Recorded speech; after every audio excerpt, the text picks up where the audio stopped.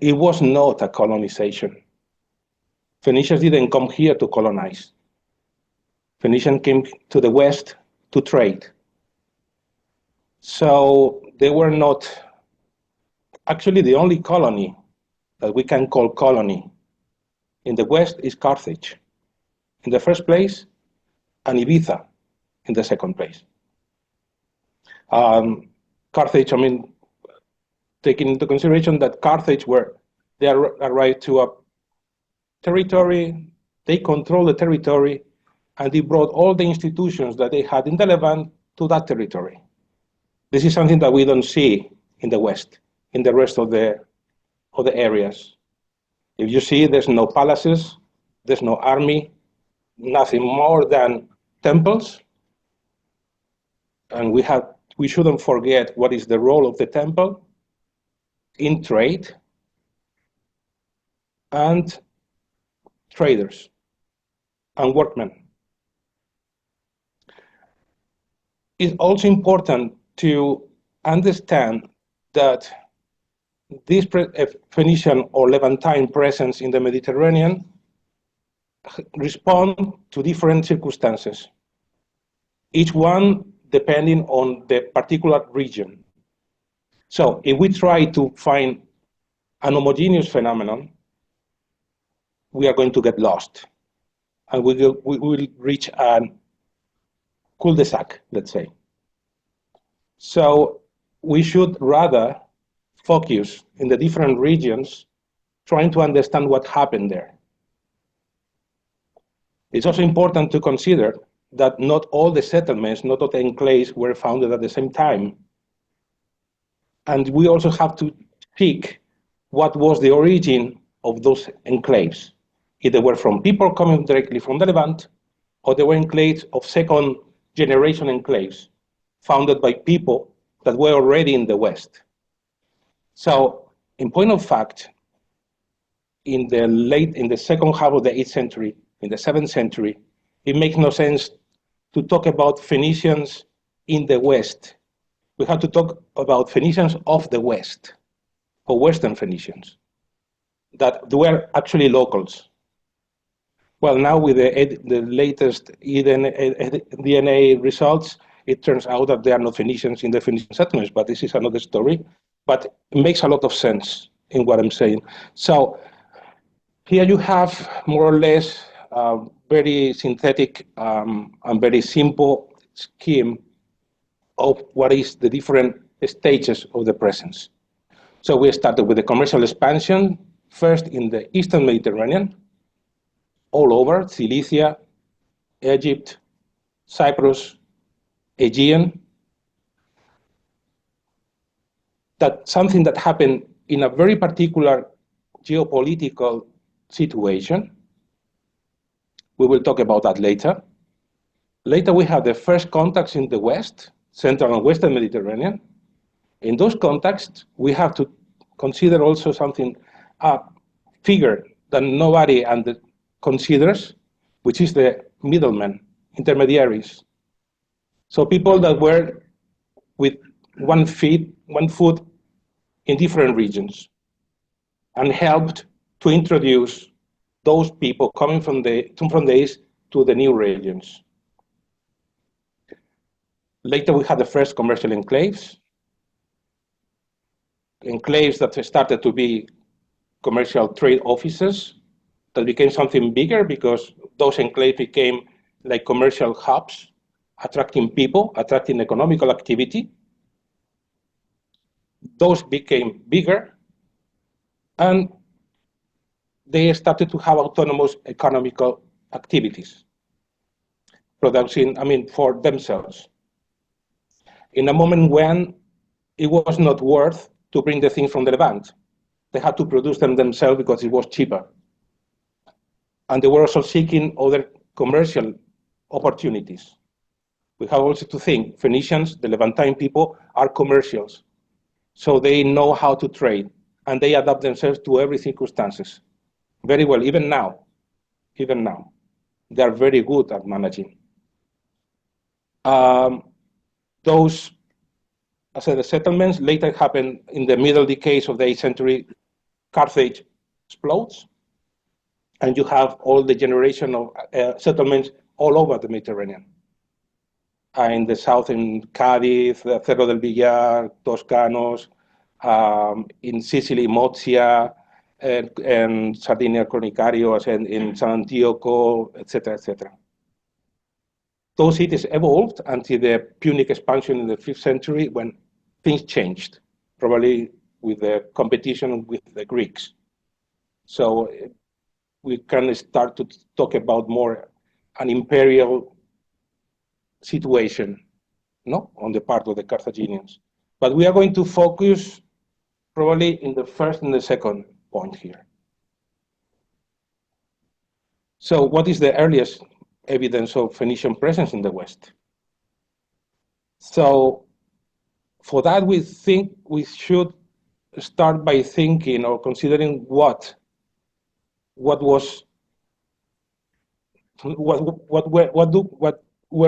looking for, actually. So which object, what good were we looking for here?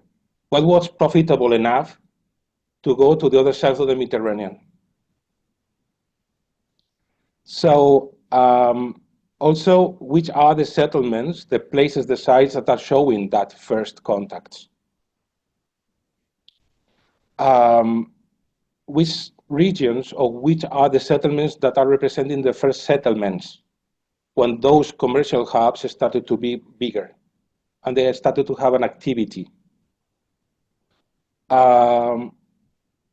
Sites, regions, as I said, so something very important, what was the origin of these Levantine people?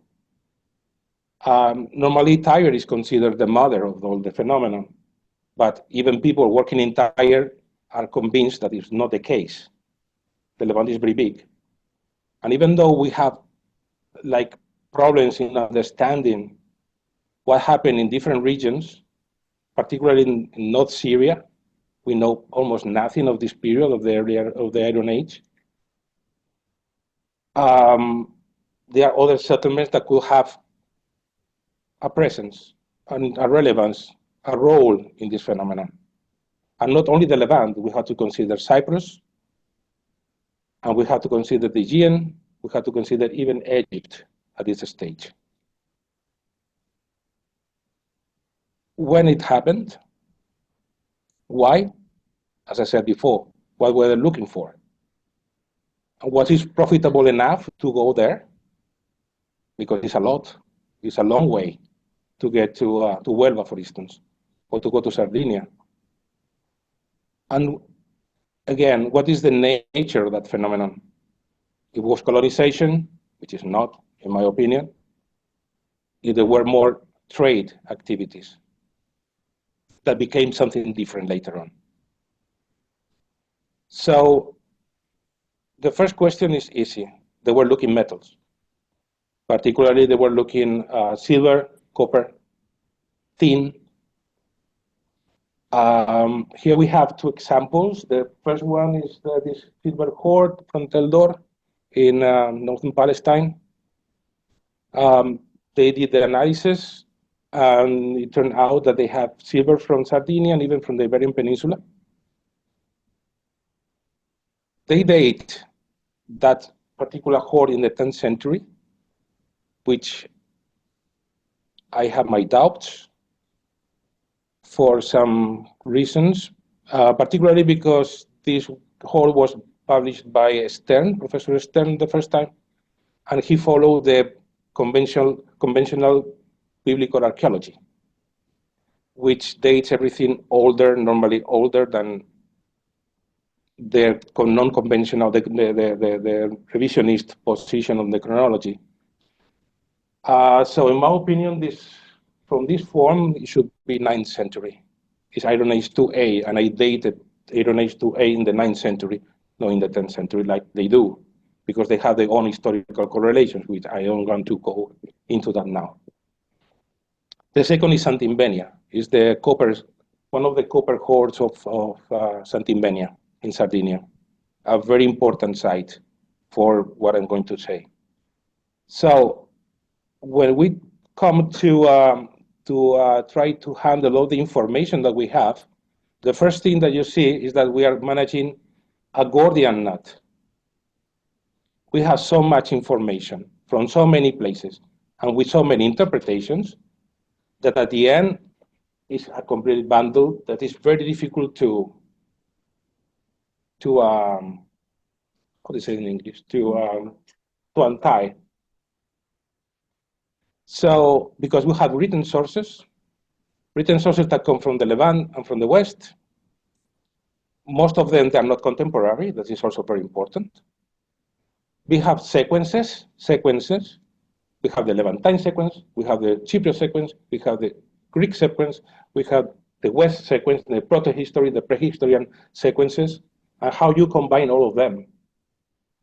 And also, what are the approaches in the different regions to work on those materials? That is also very important. And in some cases, even we have to go back up to the Central Europe when we are talking about C14. All the data, all the calibrations from the lakes in Switzerland, that is making even the thing even more complicated, and we go to the laboratory dates, the C14, etc., which instead of giving us many times solutions, what gives us a lot of headaches. So, and also is very important is which are the approaches to all these sources of information, because we have to come with a lot of with a lot of approaches to that information.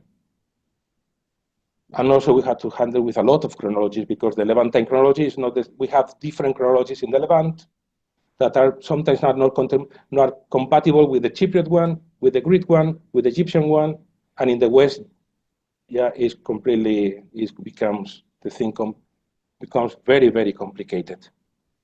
So let's start by the classical sources. So the earliest mentions, we know that Lixus, the Melkart temple in Lixus, is the oldest one. Okay, it's older than Gadir. That Gadir was founded at the end of the 12th century.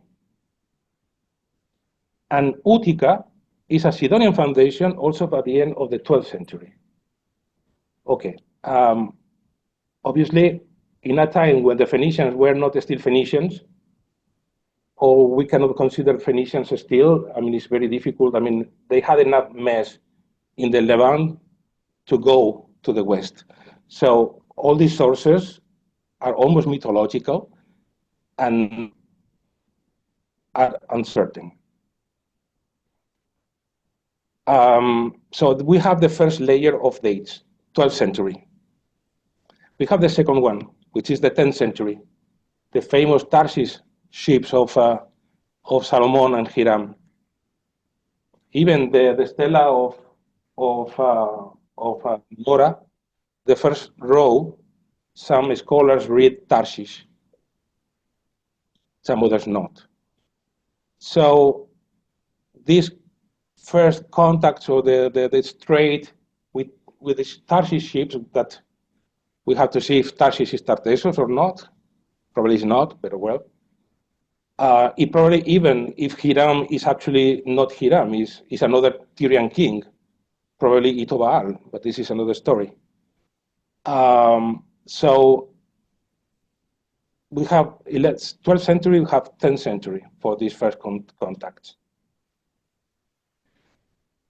And we have the 9th century, and we reach Itobaal, which was the king who was able to rebuild or build Patrum in north from Byblos, and the first Western colony in Aoutsa, but some scholars say Leptis Magna in Libya.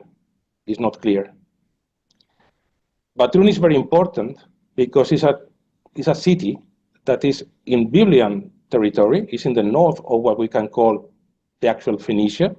Actually, Canaan ends more or less there, in Cheka Cape, which is like a cape that is north from Byblos. It's difficult because I don't have the map, but okay.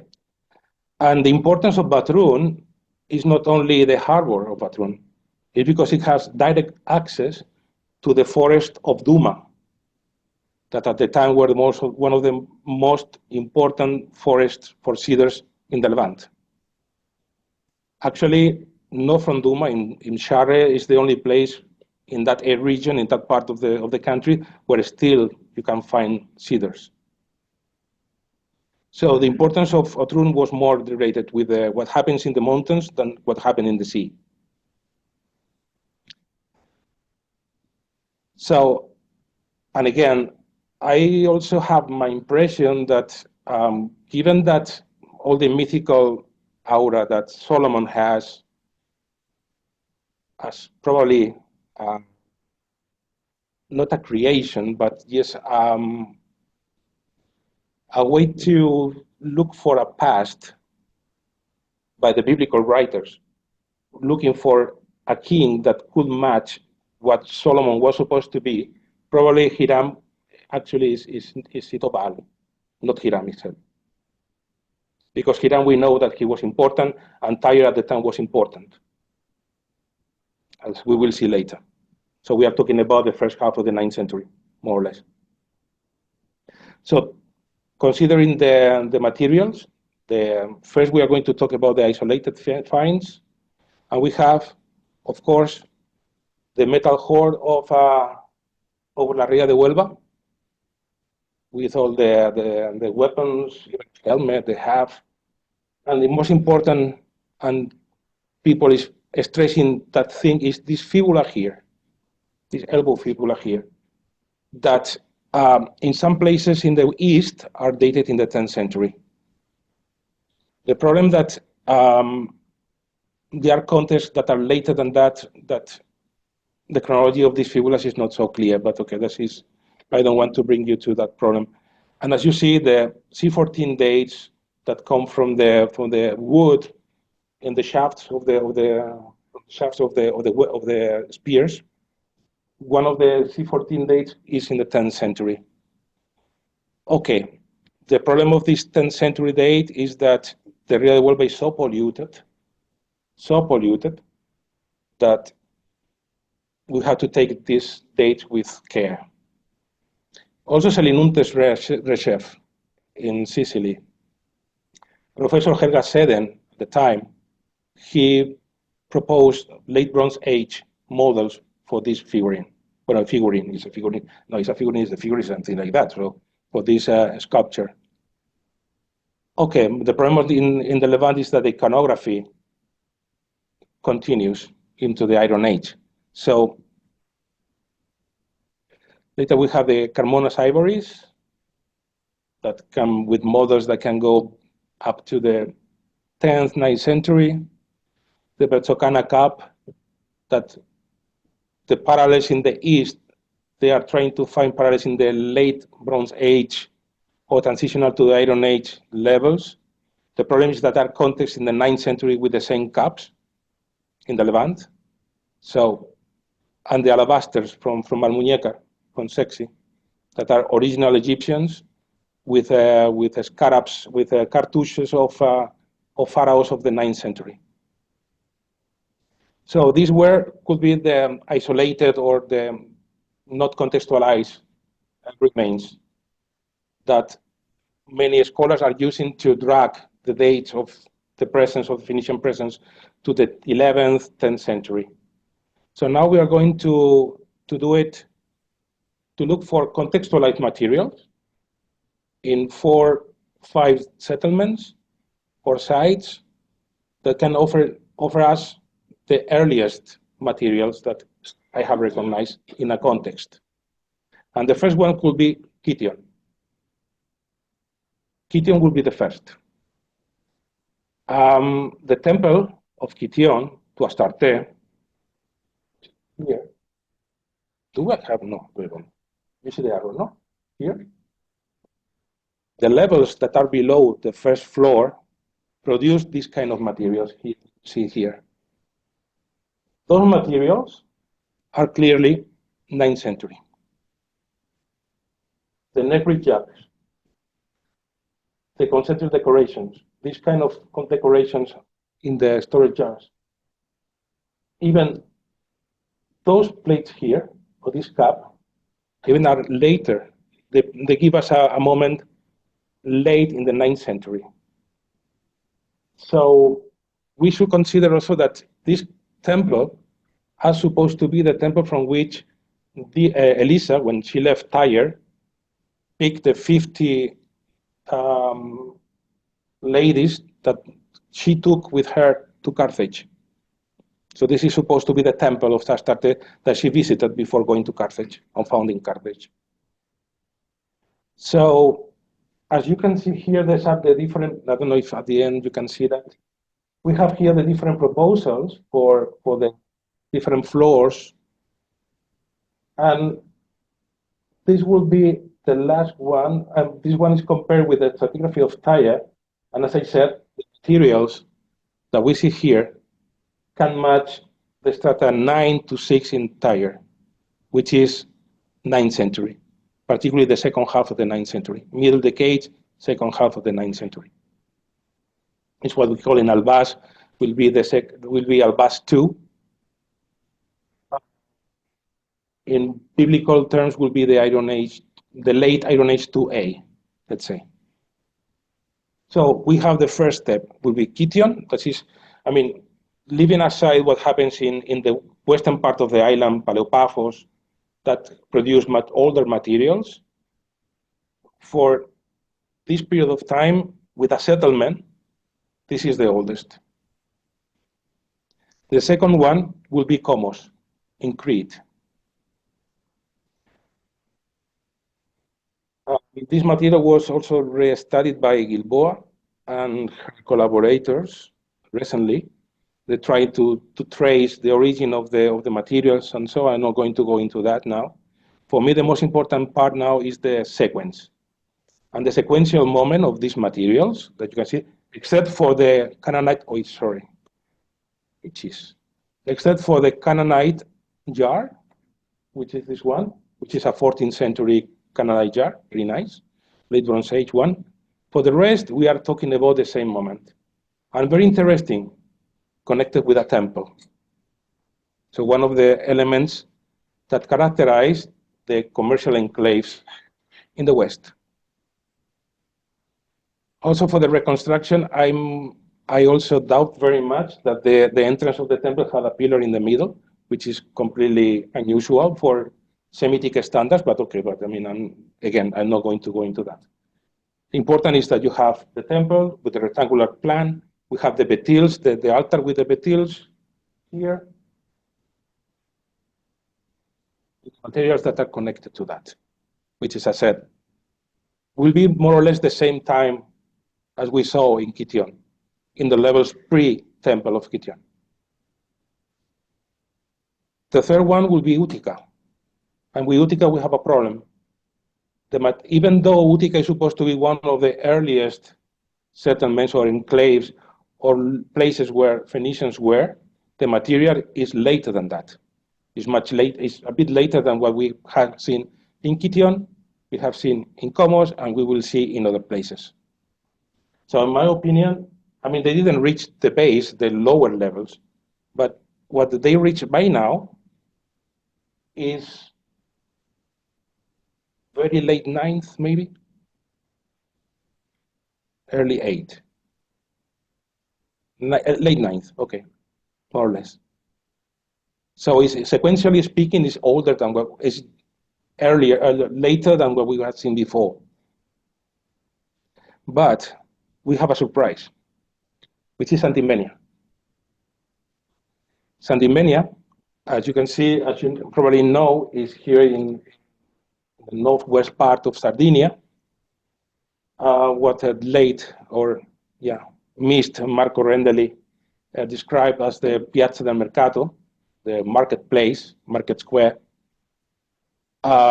which was this place here. Materials that have been studied come from the Cabana dei Postigli, from where the previous amphora with copper I showed before comes from here. Oh, sorry. And I personally, I worked on the materials coming from this room here. Earlier studies of the materials made by Ida Ollano proposed a date late in the 9th century, early 8th century for the materials. For what can I say is from the materials that I had the chance to work, this date has to be raised a bit more to the middle decades of the 9th.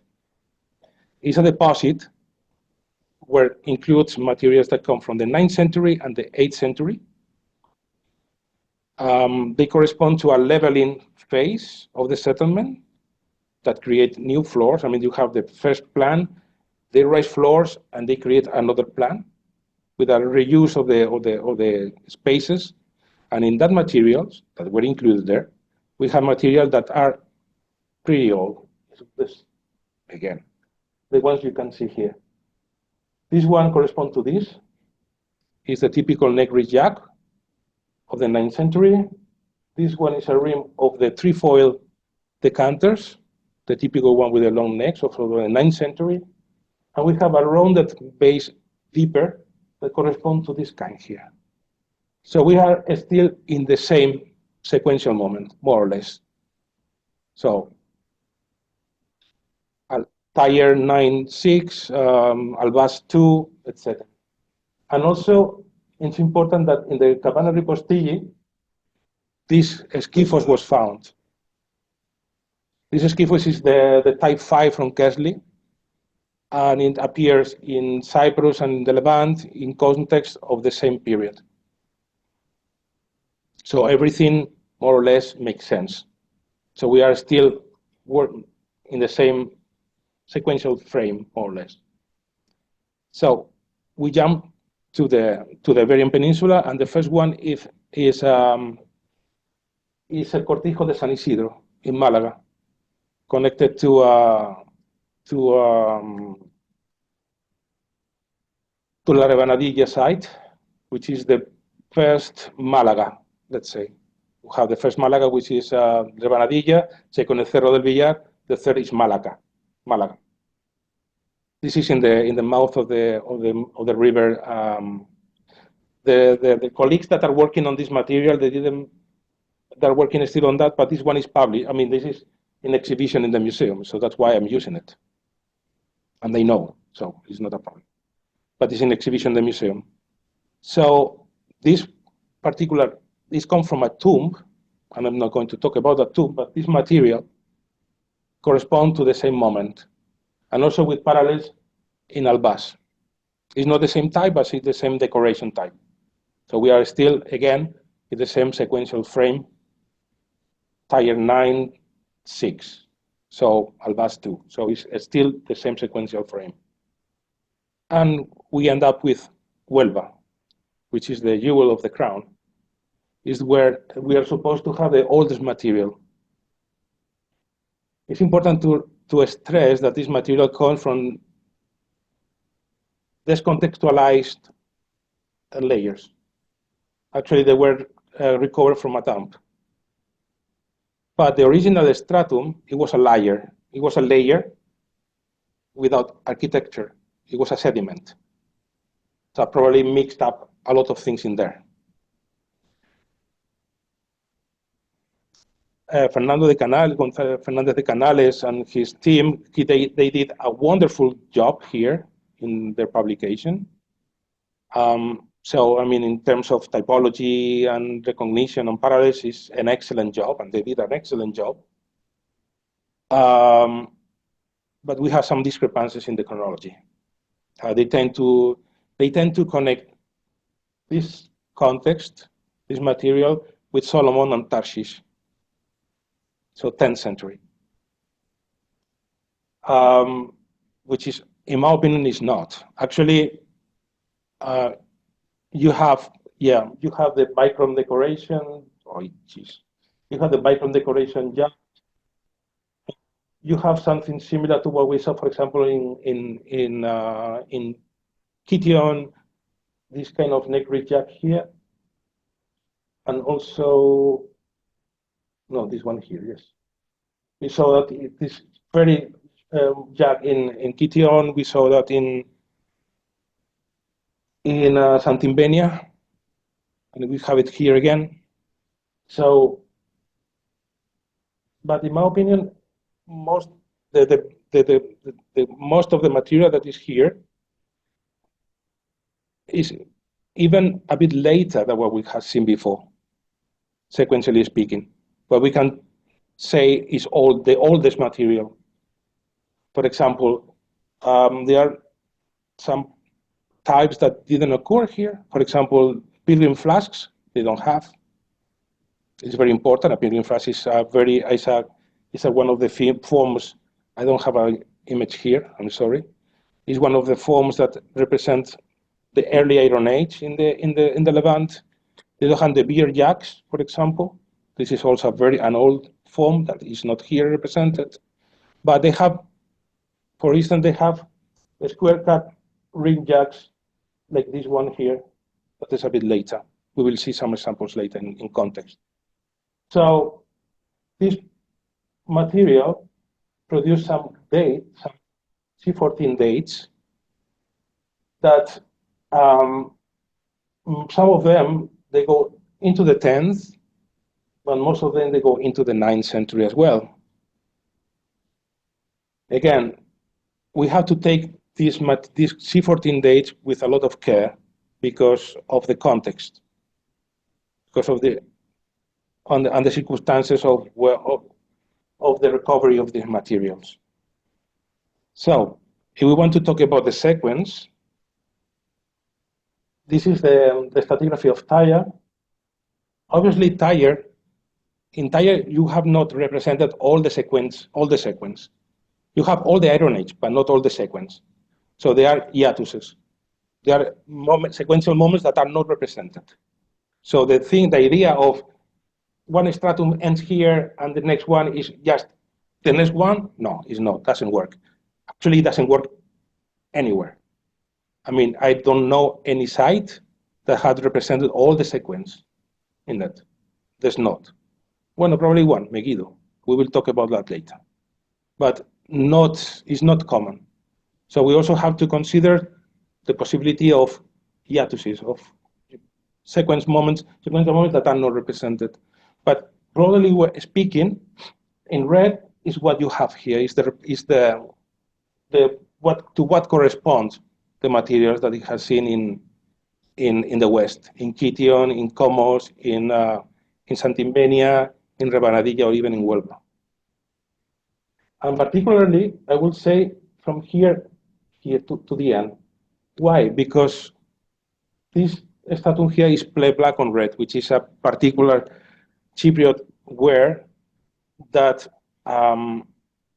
marks a little bit the division inside this particular sequence moment. But all the sequence that we have is post black on red. So when black on red was existing. So yeah, it will be more like here. So now I want to show you all this sequential stage, step by step. And to that, I'm going to use two tombs that we recovered in Albaz, in the Iron Age cemetery in Tyre. In Tyre, in the cemetery, we have almost all the sequence represented from the 9th century.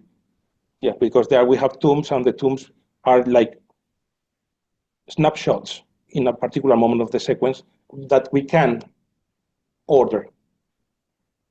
So the first one will be this tomb from the campaign. I think that is one of the earliest. Yes, that is the pilgrim flask I was talking about before. With the necklace jack, with the consented decoration, the decanters, an amphora with this plate with upright rims, of the typical material that you have in the 9th century. The second stage in the sequence will be this tomb here, 73, 74. That marks a slight evolution of that. We have the first Cypriot archaic one, which is one of the periodization in Cyprus. But I mean, we have a decanter with a consented decoration that, if you remember, the one from Rebanadilla is similar to the one. And inside the urn, we have all these materials as well. Probably an early geometric shirt. Some necklace jacks also with decoration, with concentric decoration, another decanter here, the next step, and I think this is probably the one that corresponds to what we have in the West, is this tomb. Again, if you can recognize this jack that we saw in other places in the West, this decanter, which is another variety of the threefold jacks, a Cypriot import, dated in the Cypriot one as well. The Cypriot is a problem by itself, so I don't want to go into that now. And also subprotogeometric pottery, like the one, I mean, it's a plate that corresponds to the same sequential stage that we have seen, for example, in Santimenia, subprotogeometric 3 in Euboea, which is first half of the second century, of the 9th century, in the Greek chronology. So we have the latest stage of this sequential moment. I think this is in my opinion, is the latest tomb or context of Albast period 2, which marks the end of the sequential stage, which will be this one, also with European imports inside, but we have already flat caps in it, like these ones here. We have mostly straight rims, plates, some of them already with these thickenings inside. I don't want to talk about pottery because I want everyone to survive today, so I'm not going to go into much details. But this one will mark the end of that stage that leads to the first stage of the late Iron Age, which is this one. With these jacks here will be later the mushroom lip jacks that appear later on in the Iron Age, with these conical trefoil jacks, flat caps. So this moment, this sequential overview of the different contexts, give us this sequential stage here. So if we want to date, looking for references to date that particular moment, unfortunately in Tyre we don't have. Well, no, we don't have, I mean, we don't have so many, okay? But it's difficult. We have to rely on other chronologies, and we have to look at Palestine. And the reference is Megiddo. Megiddo in this context is a particular context. We think it's a 51 from sector, I don't remember this. This is stratum 5A, 4B, that it was supposed to be destroyed by the Arameans in the second half of the 9th century in the campaigns of Hazael against Israel. This is the material that appeared in that context, and this is exactly this material a bit later than the material that we have seen in the Levant, in the West Mediterranean. So that particular sequential moment gives us a terminus ante quem for the material that I have seen in the West. It will be here, is this context actually. This stratum here, it will be the late Iron Age 2A, no? So, and it's dated, here again, as you can see, it's around 850. They did a lot of C14 dates for all the context, so they have a very good, let's say, chronological information for the context, in C14 particularly, and they work very, and the good thing that they have, the team of Megiddo have, is that they use C14, but the people know the sequence very well. Because many times you have approaches that they know very well the C14, but they have a limited idea of the sequence, or the other way around. People who work very well in pots, but the C14 is not, they don't control it very well. In this case, it's very accurate and it's trustworthy. So we were talking about this particular stage, particularly this one here, that ends somewhere, yeah, in the second half of the 9th century. So even we in Tyre, in Albast, we have a tomb with a C14 date that corresponds to this particular sequence moment.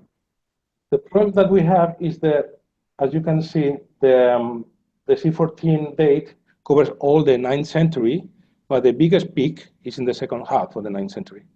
And it's the same sequential stage. So we have another corroboration of that. So if we compare C14 dates, the ones from Huelva, I'm sorry, it's in Spanish because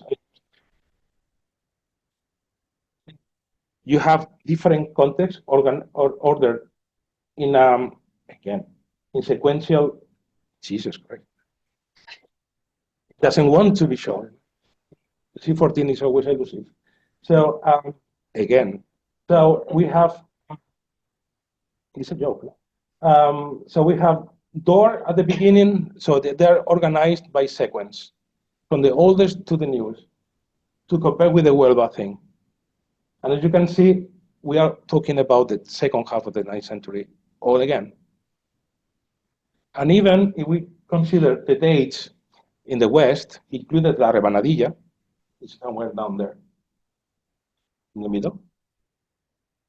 Utica, they have very high chronology, but also they have somewhere dates into the 8th century without calibration, uncalibrated, in the second half of the 9th. And as I mentioned before, sequentially speaking, this material is later than what we have seen.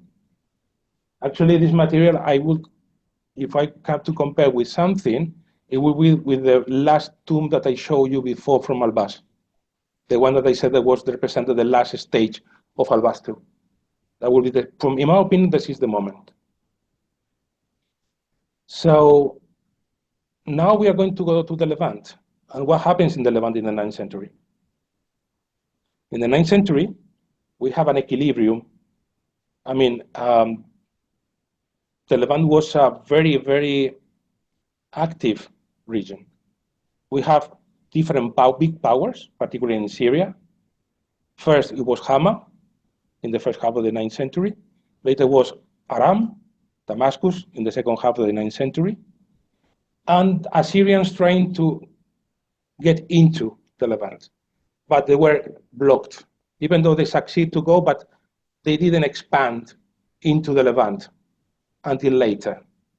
So what we have here is a moment of expansion with different equilibrium between powers. But those powers for the Phoenician cities, for the coastal cities, didn't care as long as they could trade. It's a moment in which, if you have, for example, you check the tributes that these kingdoms offered to the Assyrians, is a huge amount of metals, huge amount of metals. So there was something going on already in the trade of metals at the time. So probably were from Anatolia, they were from Cyprus, but probably even they reached the West, as we can see in the materials. Santimbene is not far from copper mines and silver mines. Huelva is Huelva. So, and without the access to Rio Tinto mine area.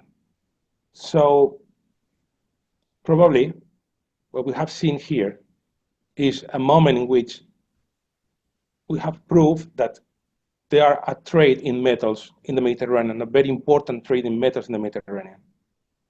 Otherwise, I don't know if the amount of metal that is mentioned in the tributes could be matched by the activities that were taking place in the Levant or in the Eastern Mediterranean at the time. That's why Liberani and later Maria Eugenia Obed stress on these spheres. First, the cities, second, Syria, second, beyond, and at the end, well, they put Tarshish, but okay, the Western Mediterranean. And it's important to see that Assyrians had nothing to do with this phenomenon at this stage. Assyrians have many times taken as the responsible of the expansion. I don't think so. It was more a question of the commercial activities of the Phoenicians themselves, looking for more businesses, because they were traders, they were businessmen, so they were looking for chances to do business. As simple as that. So, and all the revenue was coming back to the Levant and circulating with clients. The clients could be Aram, could be Hama, could be Assyria. But Assyria was one of the figures that were profiting of that. They were not the cause. What happened later in the second half of the 8th century with the Assyrian expansion, etc., this is another story. This is another phase. This phase is completely different. And I think there's an element that is very important. And many times when you want to see the reflection of historical phenomena in the archaeological record, sometimes, most of the time, we are looking for more traumatic events, like destructions or kings destroying something or arriving to somewhere.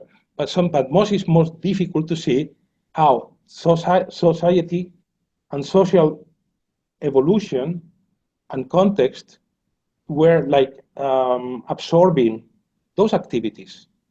And we have, I think in Tyre, we have a very nice example of that, which is this.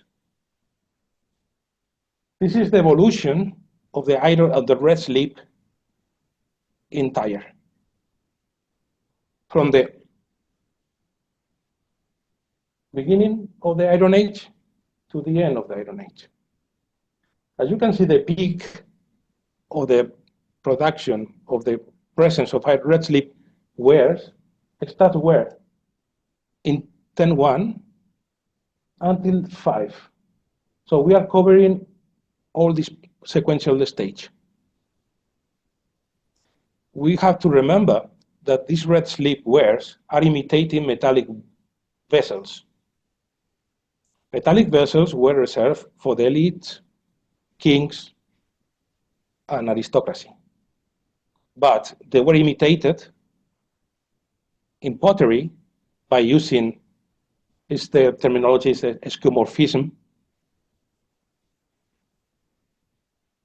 by producing this kind of vessels that are imitating metallic forms covered with red slip at the beginning on the outside, later on the inside and the outside.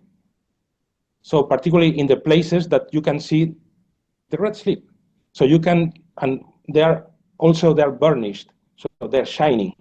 So society had access to that by emulation, probably, of the high class, but society had access at this stage to this kind of goods, and also of the good that come with that, which is wine.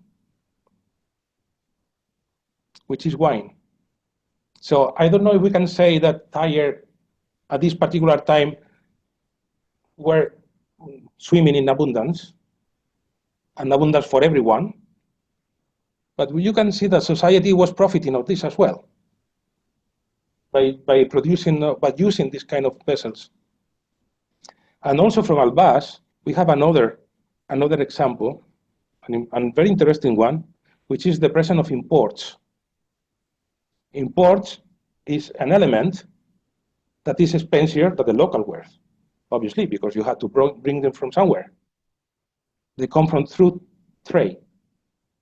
And when you can see the highest peak of imports in Albaz is in Albaz 2, which corresponds to the sequential moment we are talking about. Later, there are decline.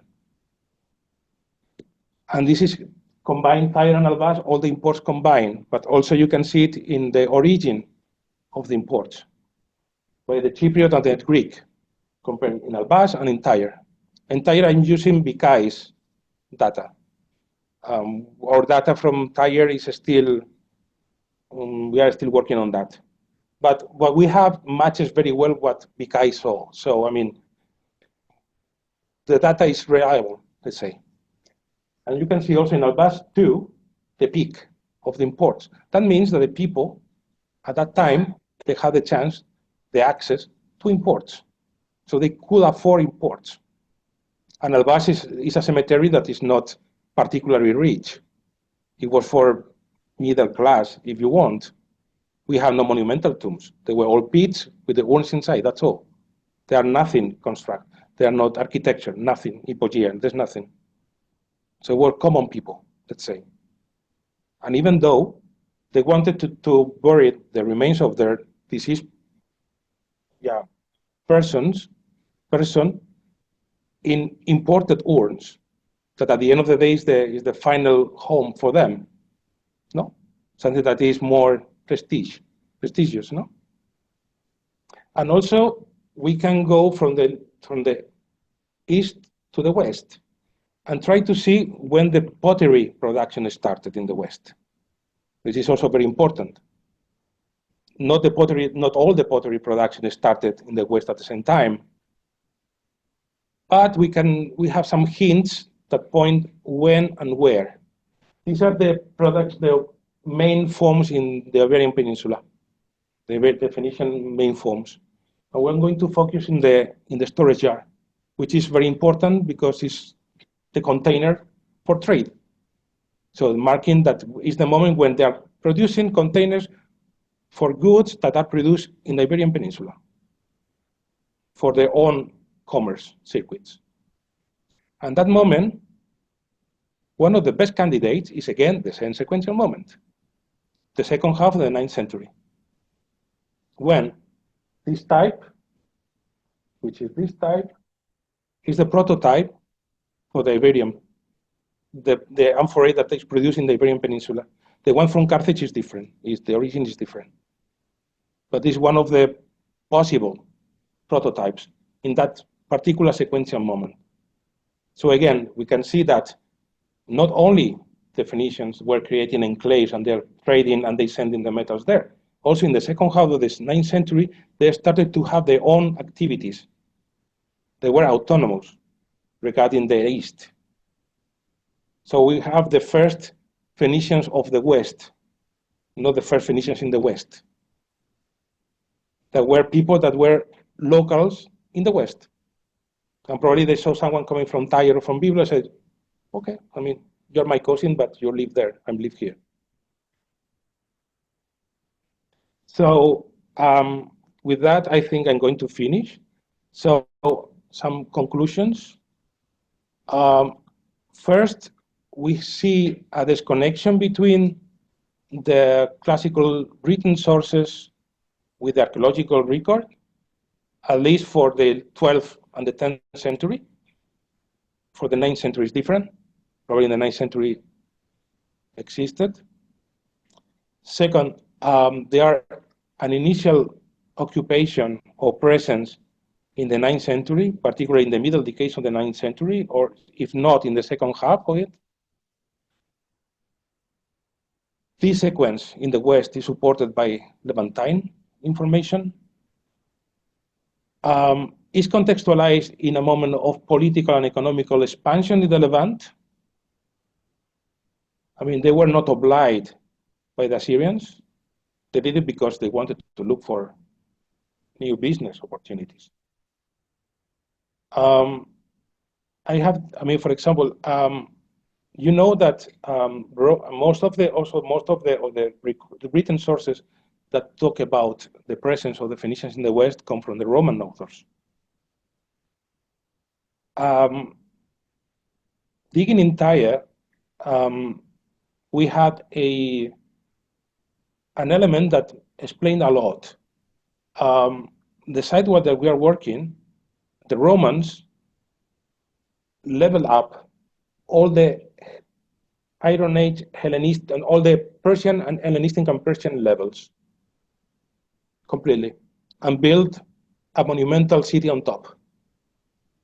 Those kind of monumental cities require a past as monumental as the monuments they were building. So they have to look for something that support what they're doing. So I think many of the information that we have coming from the classical authors is based on that idea. The intention of creating a past a past that is different to the past that really that actually happened. Now is the same, more or less, no? So yeah, we are not so different anyway. Thank you very much.